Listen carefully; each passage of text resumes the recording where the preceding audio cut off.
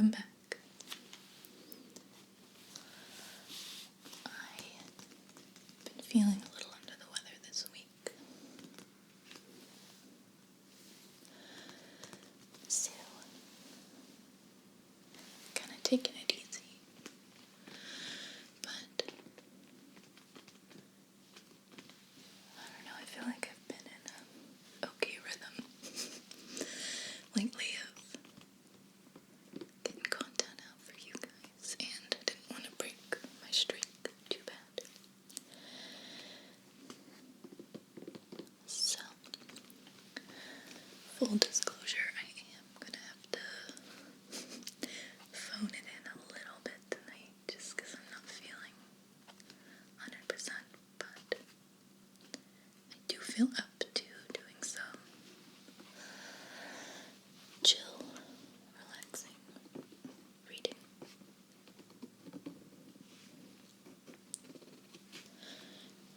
And I thought some good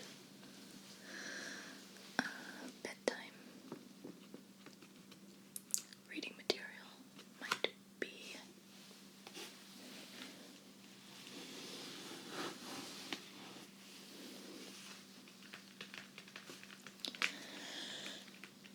everyone's friend, the bard.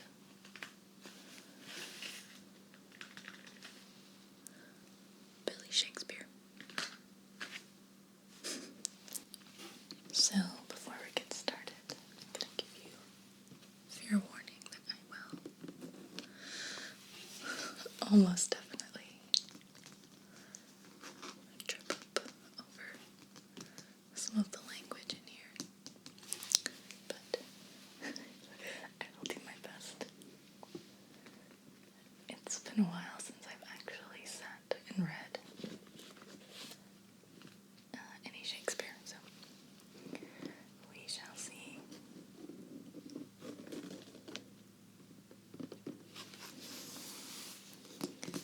So, go ahead and dive in.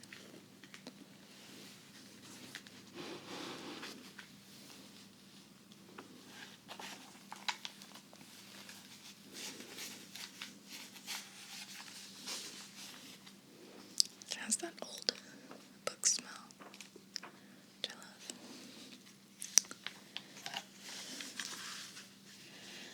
Let's go ahead and do Romeo and Juliet, page 1005. Yeah.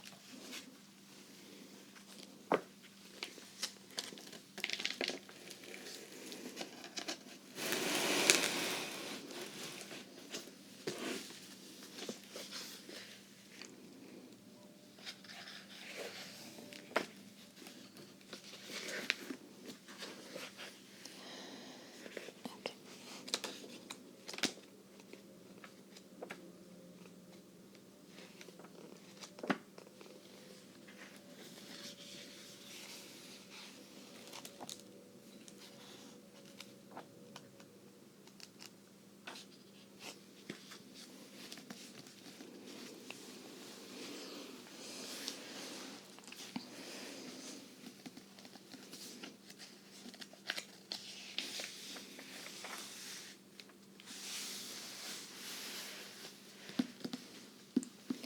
Start with the prologue.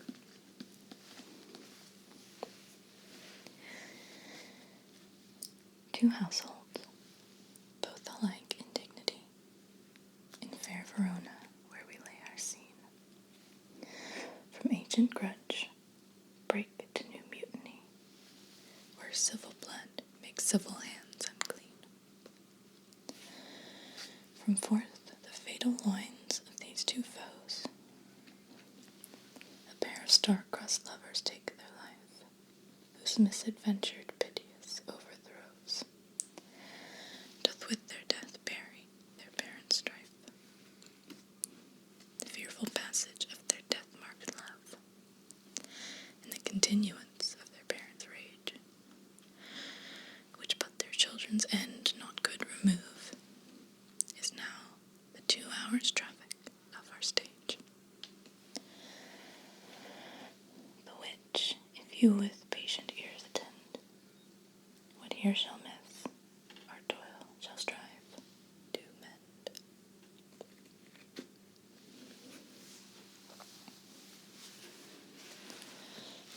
Ominous beginning.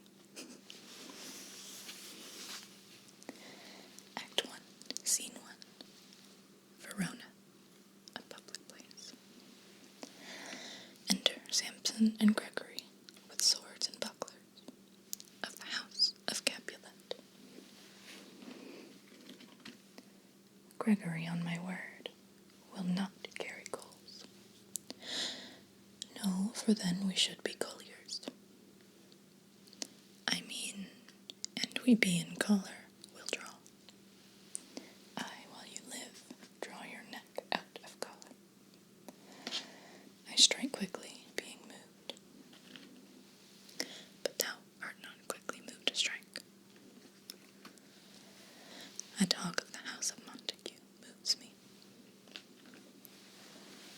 To move is to stir, and to be valiant is to stand.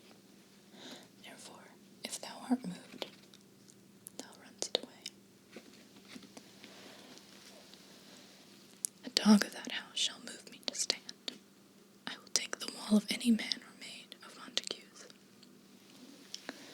That shows thee a weak slave, for the weakest goes to the wall.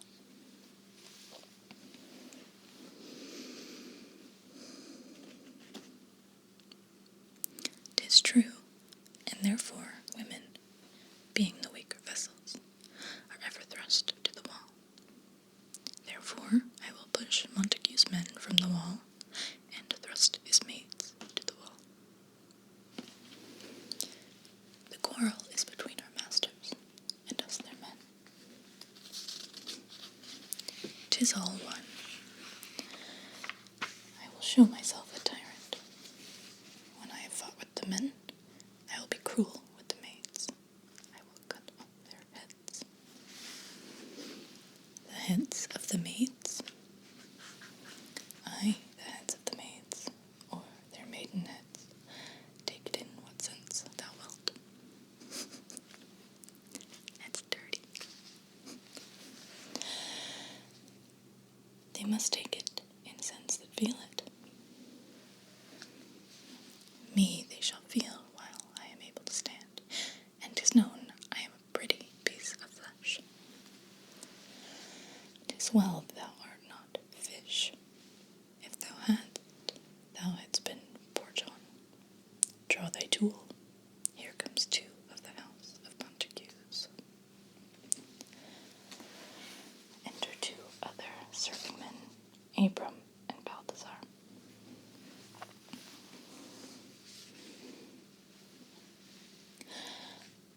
My naked weapon is out. Quarrel, I will back thee. How?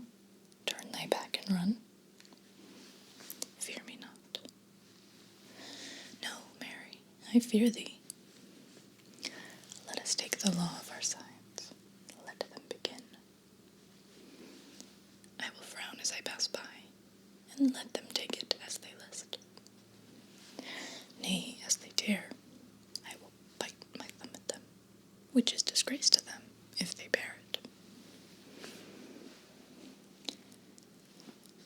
Do you bite your thumb at us, sir? I do bite my thumb, sir. Do you bite your thumb at us, sir? Is the law of our side, if I say aye? No. No, sir, I do not bite my thumb at you, sir, but I bite my thumb, sir. Do you quarrel, sir? Quarrel, sir? No, sir. But if you do, sir, I am for you. I serve as good a man as you. No better. Well, sir.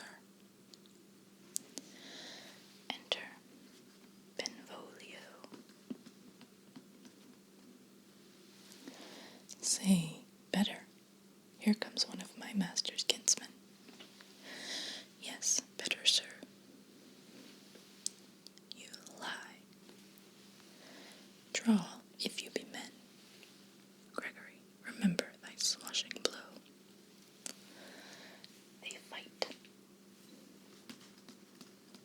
heart, fools. Put up your swords. You know not what you do. Enter Tybalt. What art thou drawn among these heartless hinds?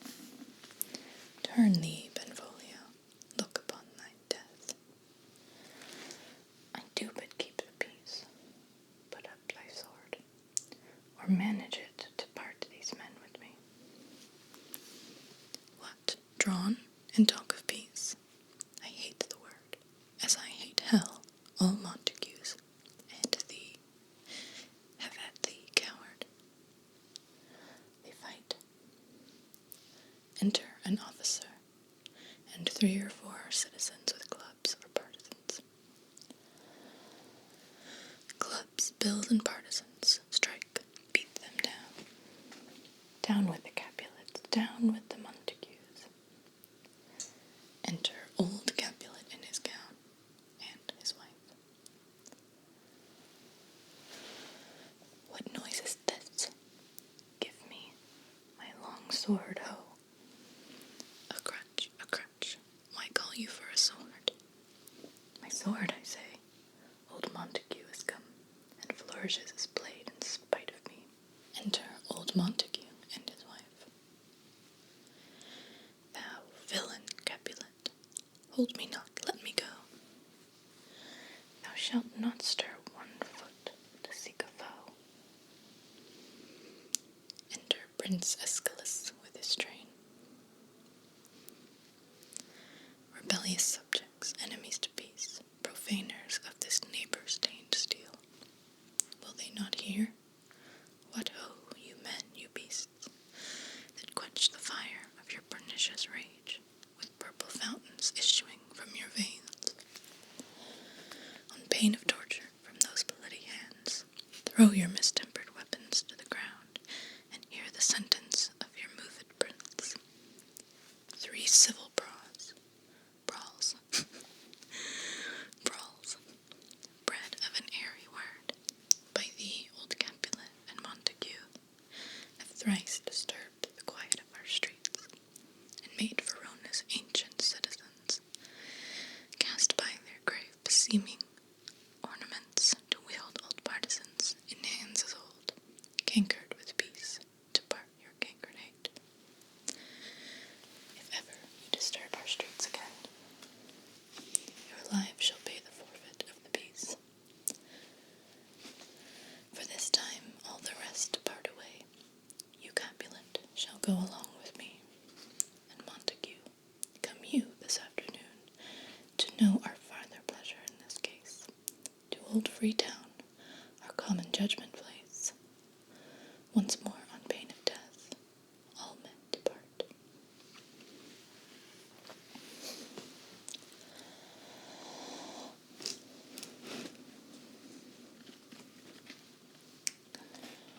Who set this ancient quarrel new approach? Speak, nephew. Were you by when it began?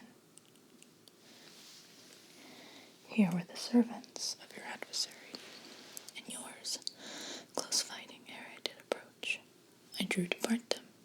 In the instant came the fiery Tybalt with his sword prepared, which, as he breathed defiance to my ears, he swung about his head and cut the winds, who, nothing hurt withal, hissed him in scorn. While we were interchanging thrusts and blows, came more and fought on part and part, till the prince came, who parted either part. Oh, where is Romeo? Saw you him today? Right glad I am he was not at this fray. Madam, an hour before the worshipped sun peered forth the golden window of the east, a troubled mind drave me to walk abroad, or underneath the grove of sycamore that westward rooteth from the city side. So early walking did I see your son. Towards him I made, but he was ware of me, and stole into the covert of the wood. I, measuring his affections by my own, which then most sought, or most might not be found, one too many by my weary self, pursued my humour, not pursuing his, and gladly shunned, who gladly fled from me. Many a morning hath he there been seen, with tears augmenting the fresh morning's dew, adding to clouds more clouds with his deep sighs. But all so soon as the all-cheering sun should in the farthest east begin to draw the shady curtains from Aurora's bed, away from light steals home my heavy son, and private in his chamber pens himself, shuts up his windows, locks fair daylight out, and makes himself an artificial night. Black and portentous must this humour prove, unless good counsel may the cause remove. My noble uncle, do you know the cause? I neither know it, nor can learn of him. Have you importuned him by any means? Both by myself and many other friends, but he, his own affection's counsellor, is to himself, I will not say how true, but to himself so secret and so close, so far from sounding in discovery, as is the bud bit with an envious worm, ere he can spread his sweet leaves to the air, or dedicate his beauty to the sun. Could we but learn from whence his sorrows grow, we would as willingly give cure as know. Enter Romeo.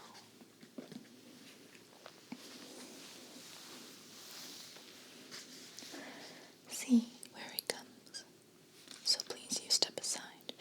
I'll know his grievance, or be much denied. I would thou wert so happy by thy stay, to hear true shrift. Come, madam, let's away. Good morrow, cousin. Is the day so young? But new strike 9. Ay me, sad hours seem long. Was that my father that went hence so fast? It was. What sadness lengthens Romeo's hours? Not having that which having makes them short. In love? Out of love? Out of her favour, where I am in love. Alas, that love, so gentle in his view, should be so tyrannous and rough in proof. Alas, that love, whose view is muffled still, should without eyes see pathways to his will. Where shall we dine? Oh me, what fray was here? Yet tell me not, for I have heard it all. Here's much to do with hate, but more with love. Why then, O brawling love, O loving hate, O anything, of nothing first create, O heavy light, O heavy lightness, serious vanity, misshapen chaos of well-seeming forms.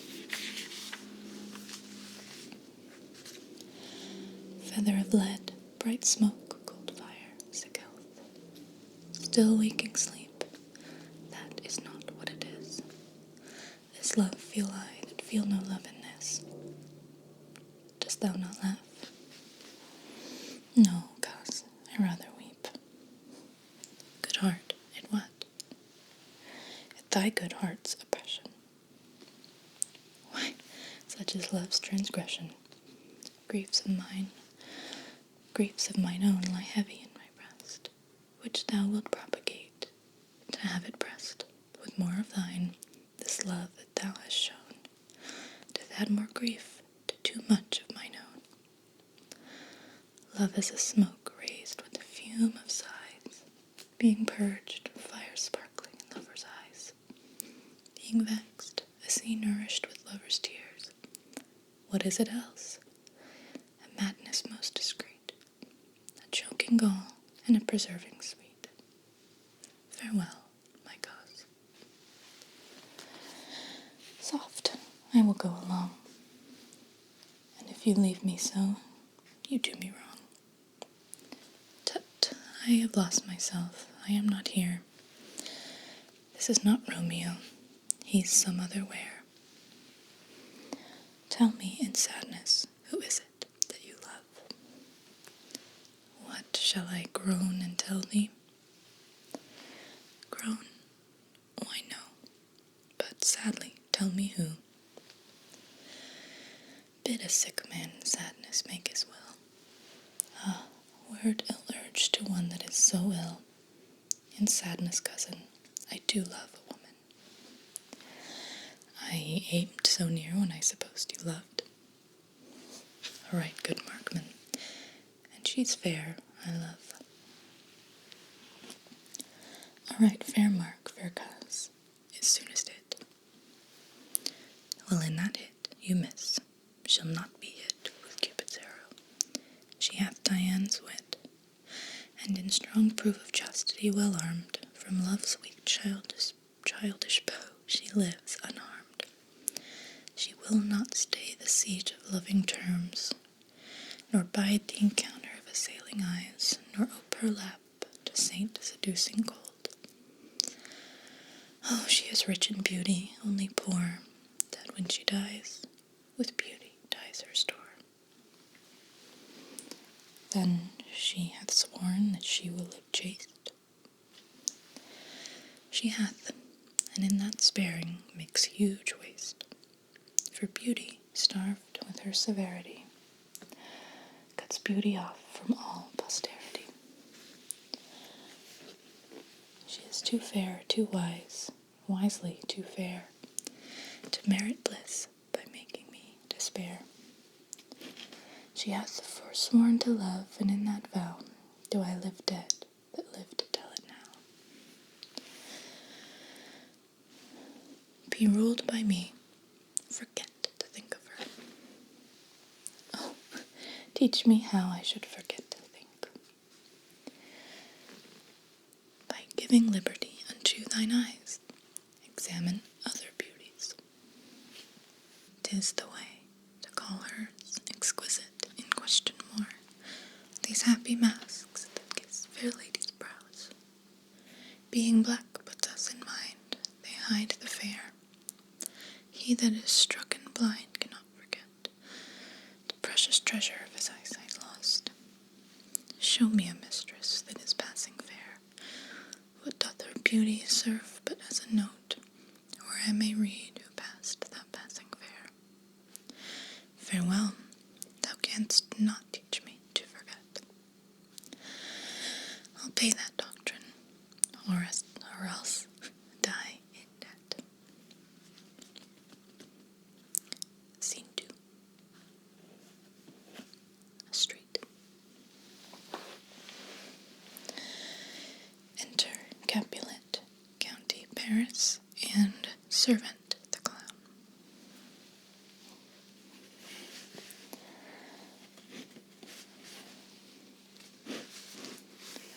But Montague is bound as well as I, in penalty alike, and 'tis not hard, I think, for men so old as we to keep the peace. Of honourable reckoning are you both, and pity 'tis you lived at odds so long. But now, my lord, what say you to my suit? But saying o'er what I have said before, my child is yet a stranger in the world. She hath not seen the change of 14 years. Let 2 more summers wither in their pride, ere we may think her ripe to be a bride. Younger than she, our happy mother's maid, and too soon marred are those so early made. The earth hath swallowed all my hopes, but she is the hopeful lady of my earth. But woo her, gentle Paris, get her heart. My will to her consent is but a part, and she agree within her scope of choice lies my consent and fair according voice. This night I hold an old accustomed feast, whereto I have invited many a guest, such as I love, and you among the store. One more, most welcome.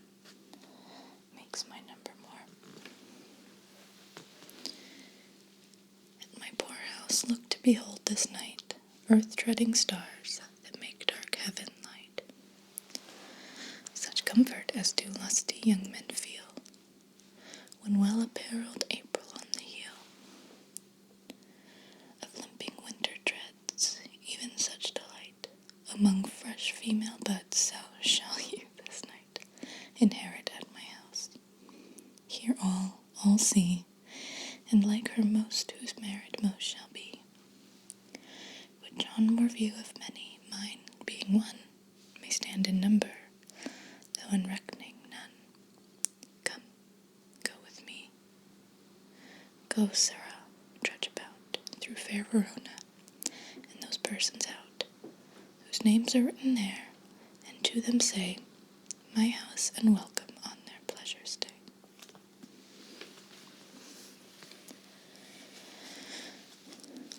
Find them out whose names are written here. It is written that the shoemaker should meddle with his yard, and the tailor with his last, the fisher with his pencil, and the painter with his nets. But I am sent to find those persons whose names are here writ, and can never find what names the writing person hath here writ. I must do the learned in good time.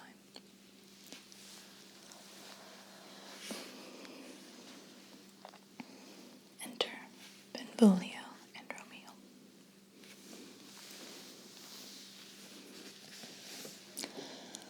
Tut, man, one fire burns out, another's burning.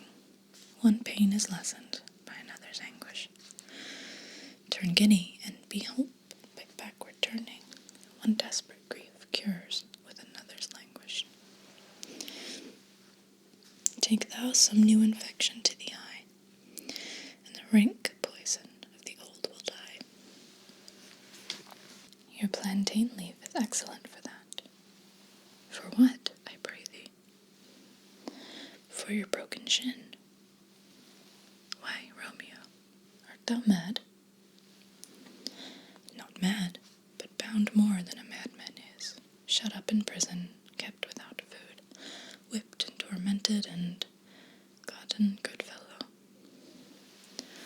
God gegotten, I pray, sir, can you read? Aye, mine own fortune and my misery. Perhaps you have learned it without book, but I pray, can you read anything you see? Aye, if I know the letters and the language. Ye say honestly, rest you merry. Stay, fellow, I can read. Signor Martino and his wife and daughters, County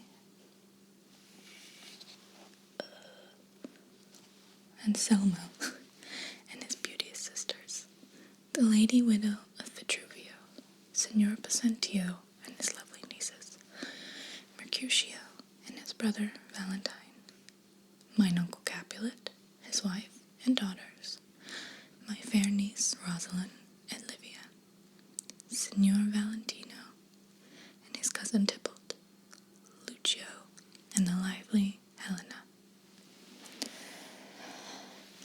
A fair assembly. Whither should they come? Up. Whither? To supper. To our house. Whose house? My master's. Indeed, I should have asked you that before. Now I'll tell you without asking. My master is the great, rich Capulet. And if you be not of the house of Montagues, I pray come and crush a cup of wine. Rest you merry.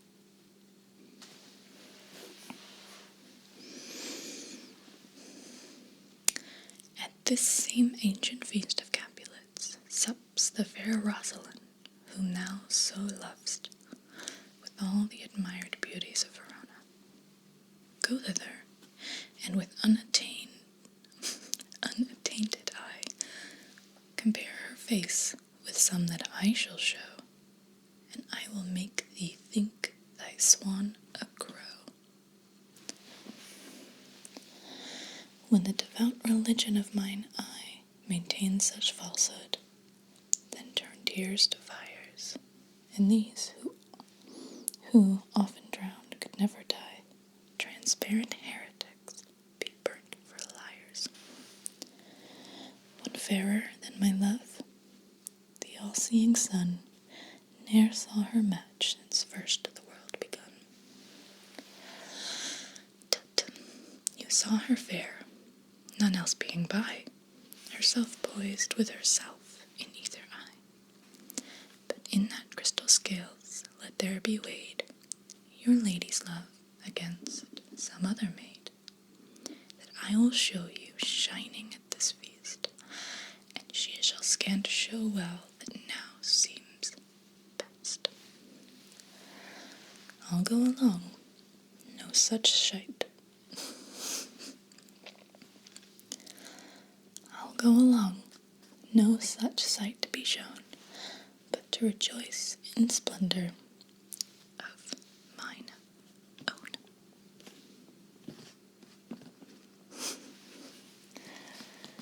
So, I think we'll leave it there for tonight. That is the end of Act 1, Scene 2. Basically, Capulet and Montague, they all hate each other for some reason, and then we meet Romeo, who's a Montague, and he's just head over heels in love with Rosalind, and he's being super emo about it.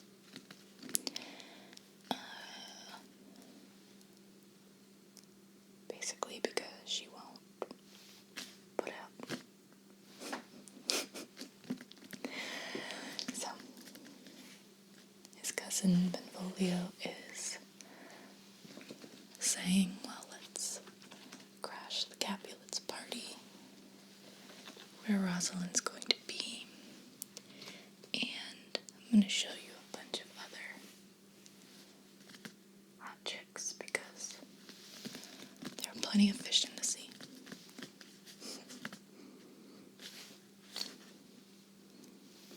Also, Juliet's like 13.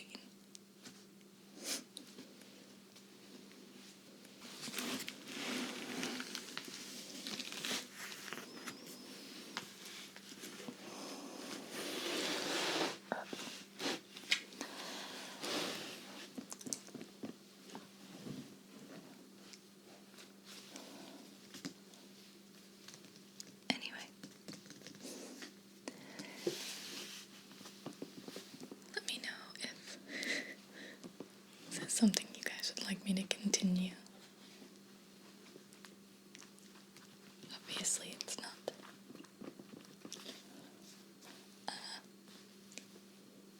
my usual content, but if you want me to keep reading Shakespeare once in a while, I will happily do so.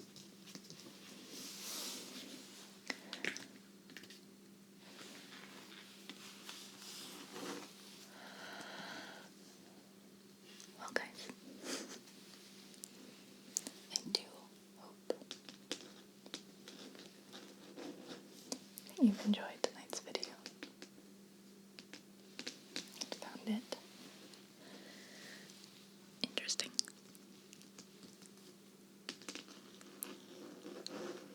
and relaxing.